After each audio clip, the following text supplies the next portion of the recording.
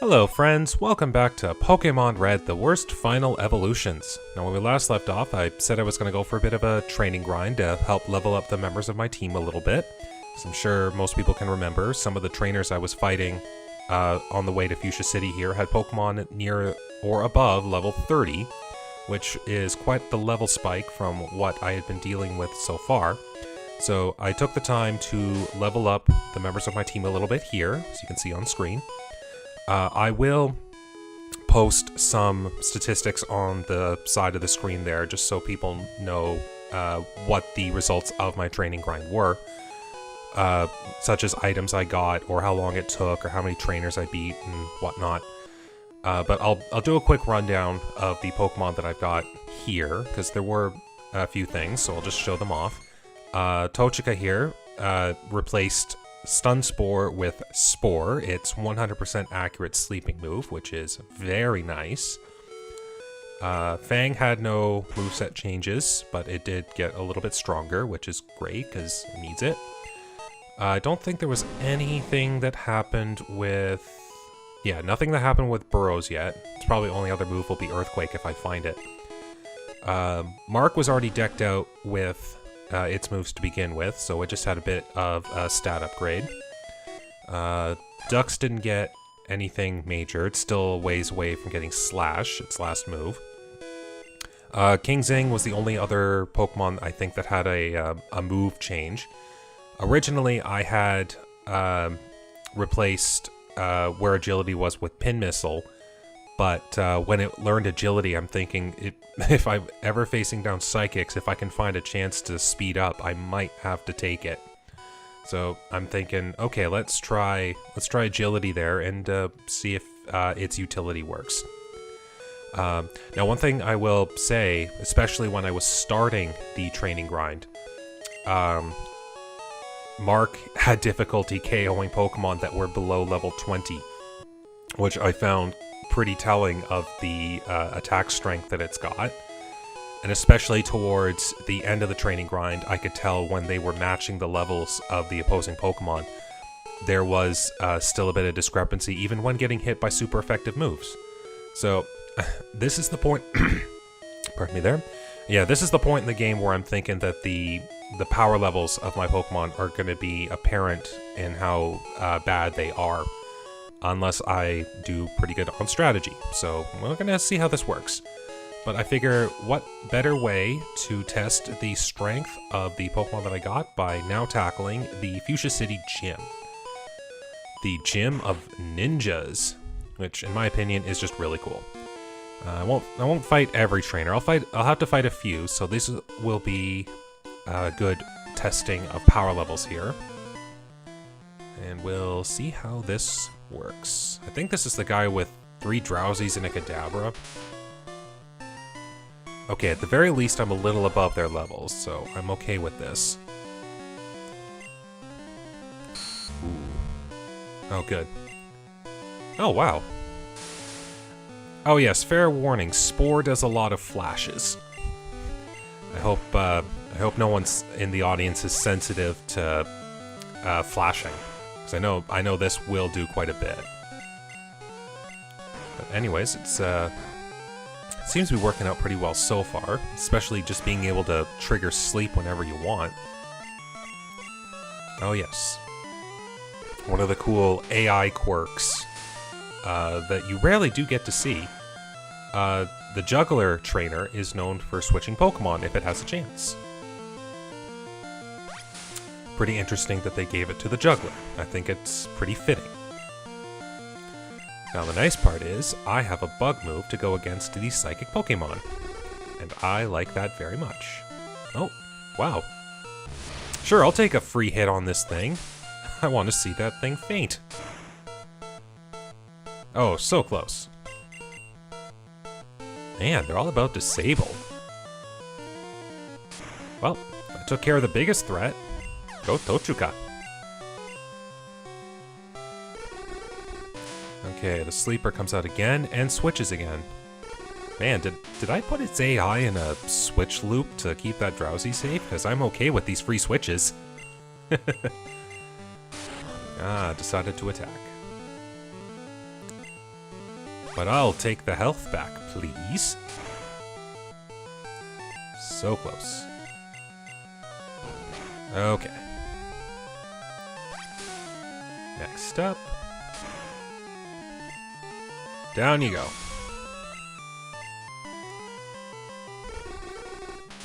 You got nowhere left to run now. Down you go.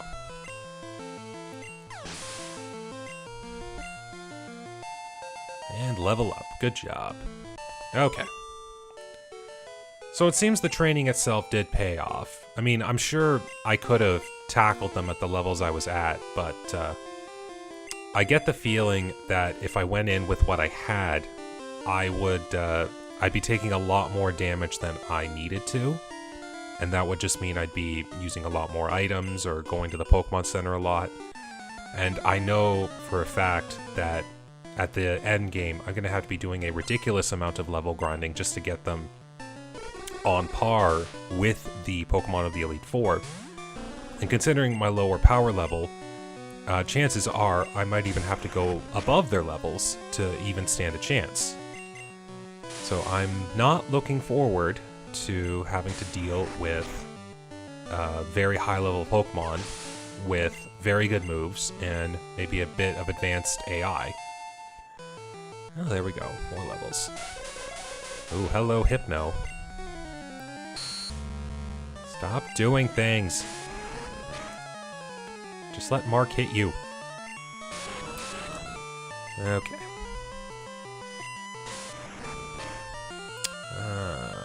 Okay, almost there. Yeah, when the very first fight I did during my training grind, it was a Lickitung here against an Ekans, and I lost nearly half my health just to wrap and bite shenanigans. And poison too, can't forget that. Okay. So it's good to know that I'm still able to do things here, even though at the very beginning it was a bit of a fun struggle. I mean, I nearly beat 100 individual trainers on that training grind, so a lot of things managed to happen as a result. Alright, time to face the ninja of Fuchsia City, Koga. Okay. Yeah, I think it's Coughing, Grimer, Muck, Wheezing, I think?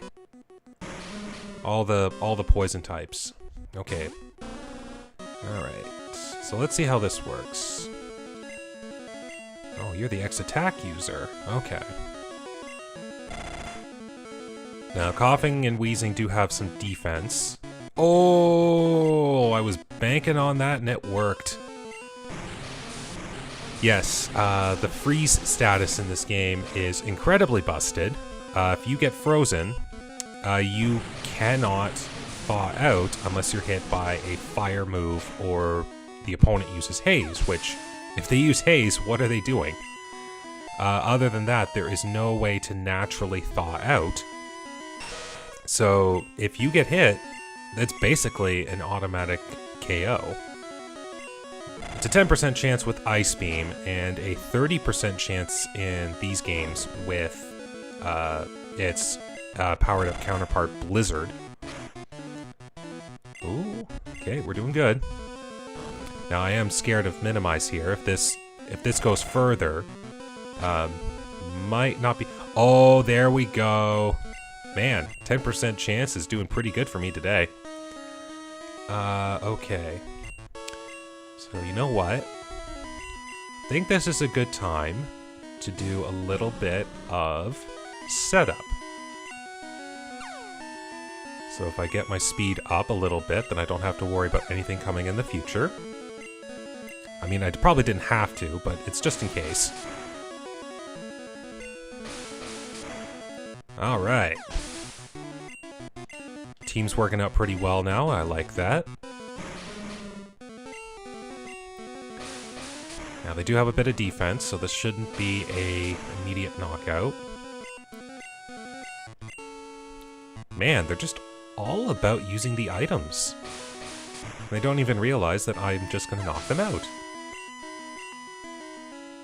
And here's the Wheezing. I don't think it has it, but it'd be pretty funny if it had self-destruct and it was its last Pokemon. Oh my... Wow, did I call it or something? I honestly didn't know it had that. I was just thinking it was at the level that it did. Well, that's one way to beat Koga. I'll take it. I'll take it.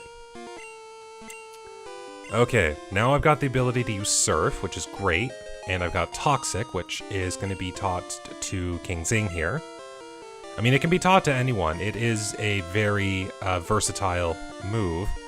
But I think it would be a good last slot filler for it. And it fits, because it is a poison type. Okay, well, let's just do a quick heal up, because I've got I got an explosion wound to heal on my bee. But that's great. We took down the ninja, even though the ninja kind of took himself down. Oh, that's entertaining, to say the least. Okay, so there are two paths available to us. We can surf down to Cinnabar Island, which it itself doesn't take too long. Or we can go and tackle the Silph Co building, which is in Saffron City. It's a tech company that got taken over by Team Rocket. But when you beat Team Rocket at the Lavender Tower, the guard in front of the Silph Co building is triggered to now fall asleep and will not get in your way upon entering the building. And by doing that, we can now tackle the building and everything that's inside, including a treasure trove of good items and a lot of trainers to fight. So I'm gonna do that now and see where how far I get. Yep. So this rocket here, yep, he's just fallen asleep, which means it's free pickings for me to enter the building. Now, the Silph Co building is a giant puzzle that involves the use of warp tiles, and that will take you to the various sections of the building. And there are a lot of rooms in the Silph Co building that are locked behind doors. If you follow the puzzles, you can eventually get and into these rooms here. Like, so this is blocked off here. And as you see there, it needs a card key to open. Now, for the longest time, I never realized that if you wanted to get down here, but there's a warp tile in the way, you just go on and go off, and then step off. It's funny, simplest solutions, and yet it was very complicated in my head when I was a kid. But anyways, now we got the rockets here. Oh, good, they are still pretty much at my level. Now, one thing with Pokemon games, and this is especially true in the Generation 2 games, if you have the ability to access it, even if it's a point where you're supposed to be later in the game, a lot of the Pokemon you'll face will be supposed to be at the level that they're at for that point in the game. So if the areas that you could go to normally in the story would be level 20, and then there was another area that you also had access to, but you normally shouldn't access it till the later point in the game, the Pokemon that you'd face there would probably still be level 20 as well, just to make sure that you don't accidentally get into an area that is very high leveled for because of story intended plot relations. Anyway, so here's the card key. So now with this, I can open up all the doors that are in the Silph Co building here. Now, one thing I tend to do is I always start from the very top. So I'll go to the very top floor here, which is 11. Okay, so I was right. And what I do is I just systematically go down all the floors, getting all of the items along the way, because I do remember which warp tile leads me to the trail of warp tiles that would get me to the top floor to beat the boss rocket. Ooh, that's a lot lower level than I thought, but he does have a lot more Pokemon. Alright, I'm gonna show off the results of training.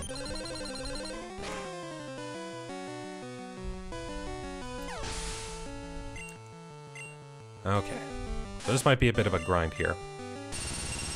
Yeah, what I tend to do, because I do remember the layout of the Silph building quite a bit, and everything can be accessed with the card key, except for the aforementioned Trail of Warp tiles, because that's a puzzle unto itself. But what I do is I start at the top floor and I work my way down, but on the floor it's either one floor or two floors beneath us. There is a spot where you can go, and it's like a pseudo Pokemon Center, and I can just go there and heal up my Pokemon without having to leave the Silph Co building.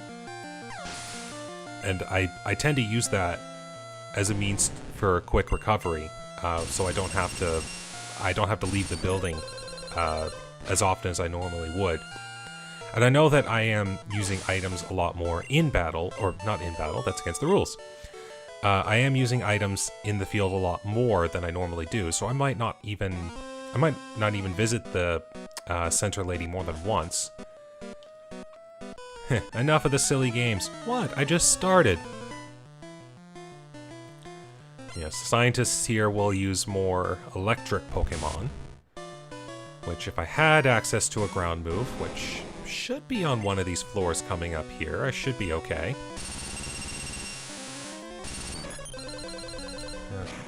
Good thing you're not Steel type yet. That's not going to be for 3 years. Grr, set damage. Oh well. Down you go. Alright. Yeah, I'm fairly certain that if I went in with the levels that I have now, or the levels I had before I started the training grind, I'd be taking a lot more damage right now. Or it would be a lot harder to do this, since I'd probably be training Mark at the same time. Now, its level is only at level 20. It was only at level 23 when I got it, so it had 6-ish levels to go before it even met up with every other member of my team. Okay, so we'll take you down real quick, but there are a lot of items strewn about here, so I intend to get them. Okay, Machoke. Hopefully you don't have submission yet. And here's hoping you don't have submission still. Yeah, and good thing you're a normal move. Okay, this should work. Yep, I gotcha. Good job. He's stunned. Okay. Yeah, by habit, I tend to keep all my Pokemon at equal levels. I don't know why, just it seems better that way. So it was Carbos, Rare Candy, TM26. If this is still what I think it is, I was right. Hey, Earthquake! Oh, Mark could learn it too, but it's my special user. So let's see here. Now, I could keep Bind, but I kind of like having Screech there as a good defense dropper. Just to kind of help it out. So, no more Bind strats. It's now as much power as I can pack into it. Okay. And there are a lot of NPCs here in the building that are being held hostage right now by Team Rocket. You get nothing for freeing them, but you do get a chance to talk to them, just to kind of flesh out what's going on in the building. Now, to be fair, I don't remember where everything item-wise is, and I know there are a lot of trainers, so I might. Considering how things are going right now, I might just skip a few of them, just to help keep things going. I know I could have skipped that one, I still had the extra step, but might as well, just so I don't I don't catch it the next time if I happen to come up here for a quick heal, because the center lady is in the rooms over to the side. Okay. Ah, good power, but now I gotta deal with a coin flip. Let's see how this works. I mean, to be fair, I am right next to a center, so I don't have to worry too much about damage. Good job. Pretty soon it should be learning Super Fang, which is a very good tech choice move for Raticate. It is a move that only it can learn. But what it does is it immediately halves the health of your opponent. Like, and it's not half of, it doesn't do half of their max HP as damage, it only does half of their current HP as damage. Which, if you do that right at the start of the battle, it's really good, because you just immediately knock out half their health. Later in battle, it is not effective to use, but certainly starting a fight with a Super Fang that would probably do more damage on certain Pokemon than the moves that it has already, that is a very, very good move to keep in mind. Okay. Down goes the Hypno. And up goes the level. Perfect. Yes, this part of the story here is where King Zing is going to have a lot of effectiveness, because there's the poison types that we're dealing with right now for Team Rocket. And then there is the psychic types coming up in the Saffron Gem, which you probably shouldn't do, but if I manage to get an agility off without King Zing dying, I will at least be faster than most of her Pokemon, in theory. And if I do that, then hopefully, and I do mean very hopefully, I would be able to take out her Pokemon. Because the Psychic type in this game, I know I've said this before, but the Psychic type is incredibly broken for what it is in this game. All of the Psychic type moves hit everything except Psychic Pokemon neutral damage, which is already really good. But as far as effectiveness goes... Oh, TM3. As far as effectiveness goes, it was supposed to be Bug and Ghost were super effective on Psychics, but due to how the coding in the game works,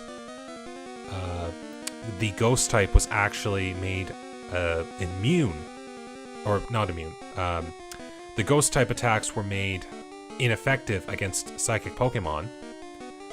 Hey, if you notice, there's Gary right there. We'll probably run into him. Yes, the Ghost type was made ineffective against Psychic types instead of being fully effective. Or super effective, actually.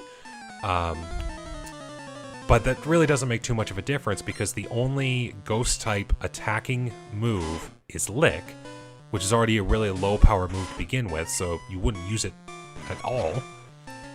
There's Nightshade, which is a set damage move, so type effectiveness wouldn't even matter. And as we've already seen, Nightshade works even on normal type Pokemon in this game, so the entire Ghost type is just messed up as it is. And then, as I said probably way back in Mount Moon, the Bug types, most Bug type moves are of low power. Like, Twin Needle is probably the one that has the highest base power, and but it only hits twice. Whereas Pin Missile has like, I think like 5 or 10 less power than Twin Needle, but it hits 2 to 5 times, so the effective power isn't even going to be very much. But even in that situation, not many Bug-type Pokemon learn Bug-type moves, and not even a lot of regular non-Bug types will learn Bug-type moves, which makes it really hard to hit Psychic Pokemon super effectively for damage. Okay, oh, I'm poisoned. So, having almost no weaknesses and being able to deal damage as if they had no problems at all, that is a really broken type. And as I probably said before, that may be why I'm biased towards liking psychic Pokemon so much. I know they got balanced out in later generations so that they're not like the super busted type that they once were. They're a lot more fair, especially when they introduced the Dark type and Steel type Pokemon in the next games, Gold, Silver, and Crystal. It gave another type that resisted Psychic and another type that was immune to Psychic, and they fixed the Ghost type from being not effective at all to back to what it was originally, a super effective hit. And they even gave a little love to bug types in the form of a new bug Pokemon being introduced, Heracross, who had a very, very powerful bug type move in Mega Horn, which is the equivalent of Thunder or Fire Blast or Blizzard. Takedown? Okay, everything could learn it, but oh well. Now, that itself could only be learned by Heracross, but Heracross actually had some stats good enough to handle a majority of common Psychics, and then just blast away with Mega Horn. So they did a good job at making the Psychic types not so broken in the future games, which I'm thankful for. It means you just can't rely on one type. Okay. Well, I'm making some good progress here. I know right now I'm really just going for the items. I'm not trying to focus too much on the trainers right now. Just trying to keep things going here. Okay. Escape rope. Full heal. Okay, these are all things that I have pretty well. Max Revive might be helpful when I get to the Elite Four. Oh! Controller! Yes, the D-pad on the controller that I'm using right now seems to have some moments where it doesn't read the proper command, or I might slip into hitting the direction where I don't want it. And I'm fairly certain there is a directional input hierarchy, as I'm just calling it now in my head, where if you were to press two directions at the same time, it has to take one of them. But instead of randomly picking which one it does, it will automatically pick them based on an order. So like if I had up and right pressed, I think it would almost always pick up. So I think that's what happened there. I just happened to slide into pressing down. Okay, there's nothing this way. I think, yeah, this is floor 3 that I'm on right now, which is good, because this is the floor I need to actually get to. The warp tile that I need to get to the latter portions of the building is actually on this floor. So I will have to face this trainer here, but should be no problem for Eradicate. Okay.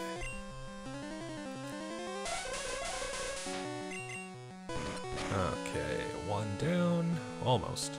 Oh, Hypno. Going to do this. Okay. Yeah, that's gonna hurt a little. And by a little, I mean a lot. But now Captain Burrows has Earthquake. A super, super reliable damaging move. Am I faster? I'm faster. Okay, how's the damage? Oh, pretty good. Yes, its defense is massive. Its special is really bad. It is funny how something with such a high stat could be, in my opinion, considered one of the worst in the game. It's just a shame that everything else about it is so off, and even its HP stat is so low that even its high defense might not even last it very long. Okay. So I'm just going to open the doors here. Because I think there was an item over here I want to get. Bingo. Okay, well, nothing wrong with having more hyper potions. Okay, there is only one more floor here that I have to take a look at. Okay, I might have to fight you. I think there's something... Yeah, I'm gonna have to fight you to explore this floor. So why not? Just a little bit more on the experience. What am I doing here? Well, I'm here to get a bunch of items, kick your butt, and yeah, just... I'm doing this because the story told me to. Don't judge. Okay. Yeah, this is not looking good. I should have remembered that it was asleep. Let's go into Mark. Yeah, no wonder Golbats are annoying. I think they've got both Supersonic and Confuse Ray. Yep, proves my point. So half its moveset is about confusing someone. And then the other half is being annoying. Actually, the one reason I happen to say Golbat wasn't the worst, it does have good stats. Like, compared to what I've got, its stats are a little bit higher than the average Pokemon that I've got on my team. But it's because it has access to a super reliable confusing move, which in and itself does damage. It does get access to flying type moves, which are reliable. And it also has... you know what? Actually, now that I think about it, those two reasons alone, I think, were the ones that could do it. So, yeah, Golbat edged out a few Pokemon on this team. Which is good. Because the one thing I hate doing is training a Zubat. Okay, well, I got a phone call I need to take here real fast, so just hold your horses, I'll be right back. One surprise phone call later. Okay, I have returned from answering a robocall. Oh well. Okay, back to the action here. Alright. Rocket down. He goofed. Okay. Shouldn't be too much... Oh, your vision's good. I didn't want that. Oh well. Oh crud, I forgot to switch Raticate out. Well, maybe I can burn sleep turns enough to get Fang awake here. I don't think Magnemite will be doing too much damage outside of its 20 Sonic Boom. Yeah, like that. Okay. I mean, the sooner I get it to Super Fang, the better. And then at least I'll have a good turn 1 hit.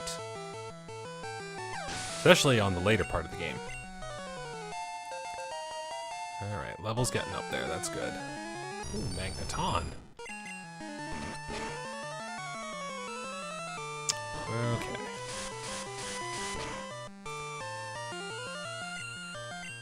And quick attack. Down he goes. I'm good. Okay, well, quick check, not there. Okay, yes, I think... Yes, up here, there's someone who will give me the TM for self-destruct.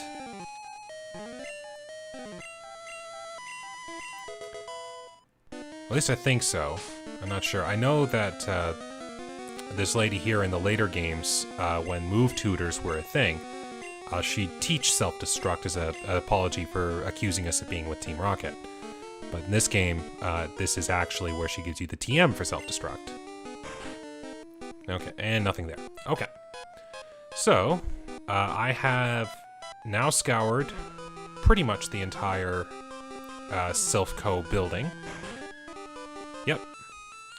So right now, the only thing I have left to do that would be of worth to doing is the last part of the Silph Co building.